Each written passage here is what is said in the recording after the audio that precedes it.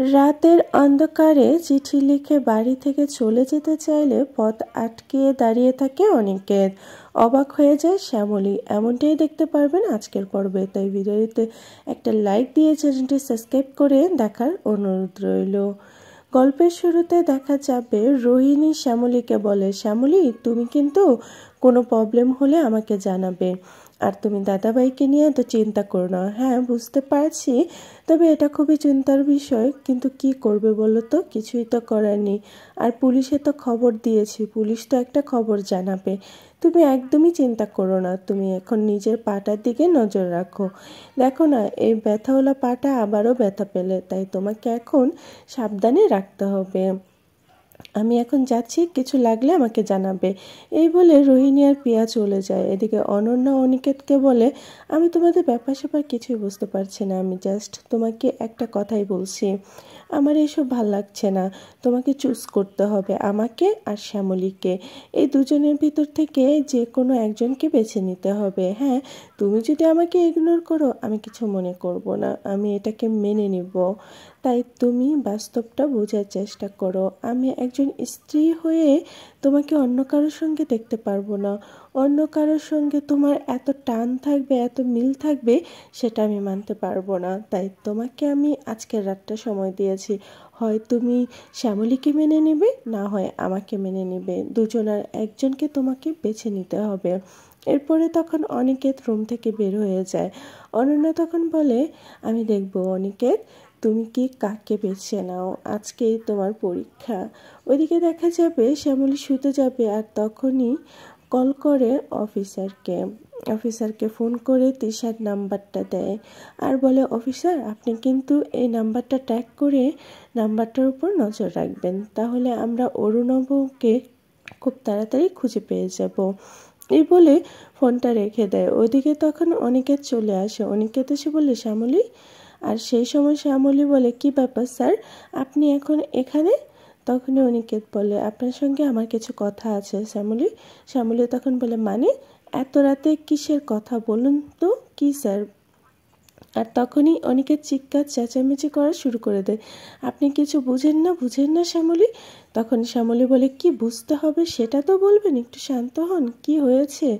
অনিকেতকে তখন জল দিতে আসে শ্যামলী। অনিকেত জলের গ্লাস হাতে নিয়ে চেপে ধরে রাখে, আর জলের গ্লাসটা ফেটে অনিকেতের হাত থেকে রক্ত বের হতে থাকে। অনিকেতের দিকে তাকিয়ে থাকে, আর শ্যামলী তখন চিৎকার করে শ্যামলী স্যার বলেই ডেকে ওঠে, আর পুরনো কথাগুলো মনে করতে থাকে। আর অনিকেতের জন্য কখন অনিকেত সিদ্ধান্ত জানাবে ওইদিকে অপেক্ষা করতে থাকে। আর শ্যামলী বলে, আপনি এত উত্তেজিত কেন স্যার, বলুন না।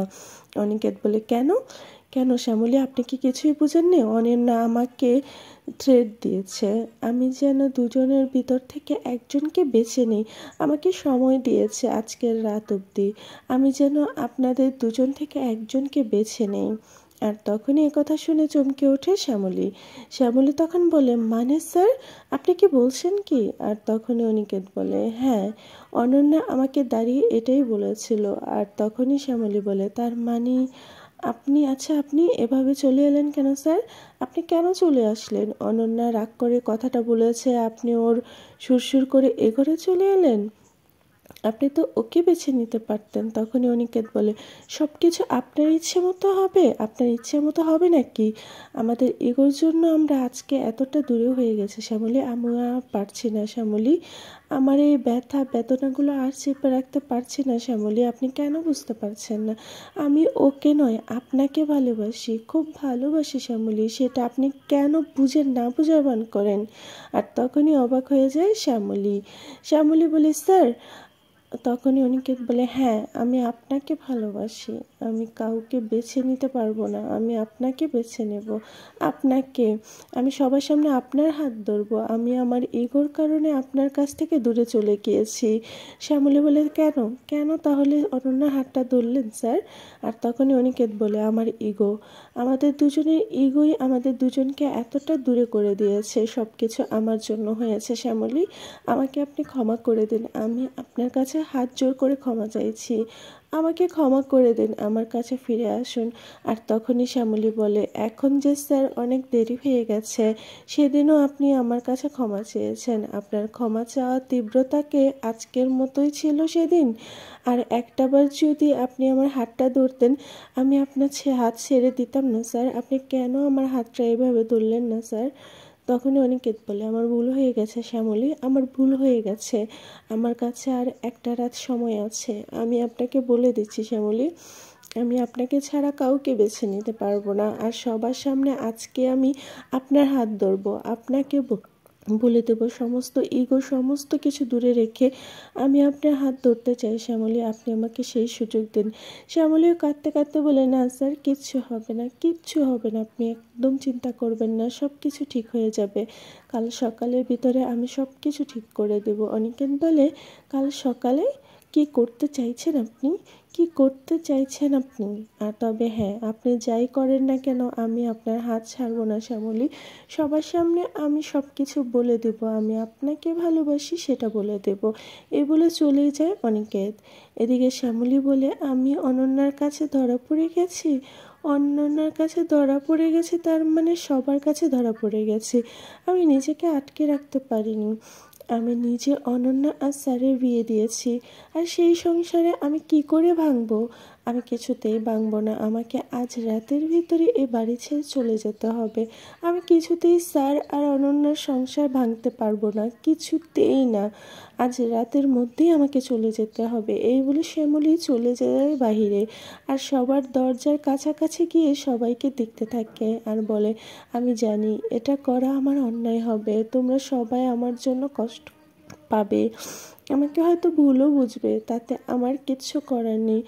ঠাম্মি বাবা, তোমরা সব সময় ভালো থেকো, আমাকে আজ বাধ্য হয়ে এ বাড়ি ছেড়ে চলে যেতে হলো, আমি এ বাড়িতে থাকলে আর কখনোই অনন্যা আর স্যারের সংসার সুখী হতে পারবে না, তাই ওদের জীবনে অশান্তি নেমে আসুক সেটা আমি চাই না, নিজ হাতে গড়ে দেওয়া সংসার আমি নিজ হাতে ভাঙতে পারবো না, আমি এক্ষুনি এ বাড়ি ছেড়ে চলে যাব, তোমরা আমাকে ক্ষমা করে দিও। এই বলে শ্যামলী অনিকেতের রুমে কাছে যায় আর গিয়ে দেখতে পায় যে অনিকেত রুমে নেই। আর তখনই শ্যামলী বলে ওঠে, কি ব্যাপার, স্যার কোথায় গেল? অনন্যা একা শুয়ে আছে, স্যারকে কোথাও দেখতে পাচ্ছি না, তবে কি যাওয়ার সময় স্যারকে অ্যাক্টিভেট দেখতে পারবো না? এই বলে শ্যামলী বসার রুমে গিয়ে চিৎকার করে করে কাঁদতে থাকে আর বলে, তোমাদের সবাইকে আমি অনেক ভালোবেসেছি, অনেক দূরে সরে যাচ্ছি তোমাদের কাছ থেকে, আর কখনোই যেন তোমাদের সঙ্গে দেখা না হয় সেরকম ব্যবস্থা করব, তবে আমি যেখানেই থাকি না কেন তোমরা আমার সাথেই থাকবে। এই বলে শ্যামলী একটা চিঠি লেখার সিদ্ধান্ত নেয়, আর সেই চিঠির ভিতরে সবার কাছে ক্ষমা চেয়ে নেয় শ্যামলী। এরপর শ্যামলী দরজার কাছে যায় আর বলে, ঠাম্মি বাবা, তোমরা আমাকে অনেক ভালোবাসা দিয়েছো, তোমাদের কাছ থেকে অনেক কিছু পেয়েছি, তাই তোমাদেরকে এভাবে কষ্ট দিতে না চাইলেও আমাকে আজকে তোমাদের কষ্ট দিতে হবে, আমি না গেলে কিছুই ঠিক হবে না, তাই আমাকে যেতে হলো। তাই বলে দরজা দিয়ে যখন বাইরে যাবে সেই সময় অনিকেত পিছন থেকে এসে অনিকেত আঁচল ধরে রাখে, যা দেখে চমকে ওঠে শ্যামলী তখন পিছনে তাকালে স্যার বলে ডেকে ওঠে। অনিকেত তখন বলে, কোথায় যাচ্ছ শ্যামলী, আমাকে ছেড়ে দূরে চলে যাচ্ছেন? তখনই শ্যামলী বলে, স্যার আপনি? তখনই অনিকেত বলে, আমি জানতাম আপনি ঠিক এমন কিছুই করবেন, সেই জন্য আমি ঘুমোইনি শ্যামলী, আমি ঘুমোইনি, আমি আপনাকে চিনি শ্যামলী, আপনি কেমন, আপনি কি করতে পারেন সবটাই আমি বুঝি, তাই আমি আপনাকে এ বাড়ি ছেড়ে কোথাও যেতে দেব না, আমার থেকে আমি আপনাকে পালাতে দেব না, আমি যখন বলে দিয়েছি আমি আপনাকে ভালোবাসি, আমি আপনার হাতে ধরবো আর সবার সামনেই ধরবো। শ্যামলী তখন বলে, না স্যার, তা হয় না, প্লিজ আপনি আমাকে যেতে দিন, আমাকে যেতে দিন স্যার।